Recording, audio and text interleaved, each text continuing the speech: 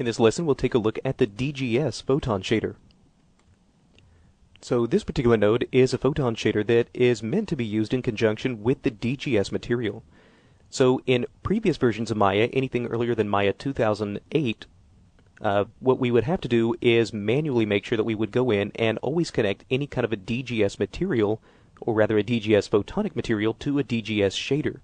Now in earlier versions of Maya, or rather in newer versions of Maya, anything that is 2008 and newer, we actually don't have to go through that process anymore, because once we create any kind of a DGS material, you'll see that the photon shader is automatically applied for us.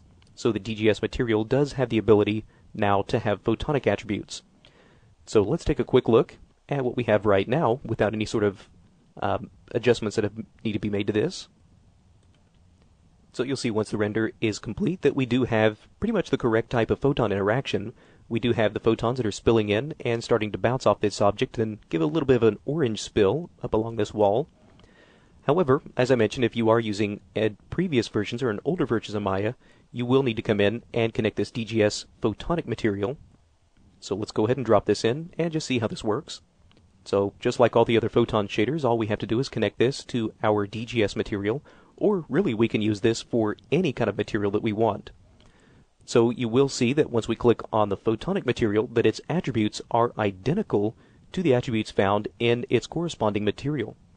So really if we want these to match, all we would have to do is go in, click on something like the diffuse color, go back to our material shader, and then just use the eyedropper to sample this orange color, and there we go.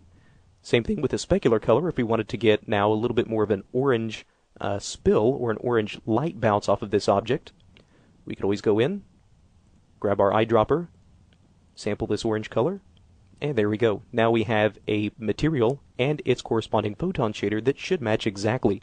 And this is, again, the workflow that you would want to go through for an older versions of Maya. But one of the nice things that we do have with this shader, even in newer versions of Maya, is the fact that we now have completely independent control over the photons. So if we wanted to kind of fine-tune these and make some fine adjustments, we could always start to increase things like the shininess, so that should now start to get a little bit more intense light spill coming off of this object. And if we wanted to, we could always come in, and if we wanted to intensify the strength of this orange color that comes off here, we could do that as well, without having any kind of an impact on the material itself. So if we save this for comparison and re-render, you'll see that once the render is complete that we do get now just a slightly different result. So you can see that we do have now a little bit stronger orange spill compared to what we have before. And for our particular situation, this has actually a fairly subtle difference. But you can see now how the photons are able to bounce off of this object with a little bit more strength, a little bit more brightness, and a little bit more of this orange spill compared to what we had before.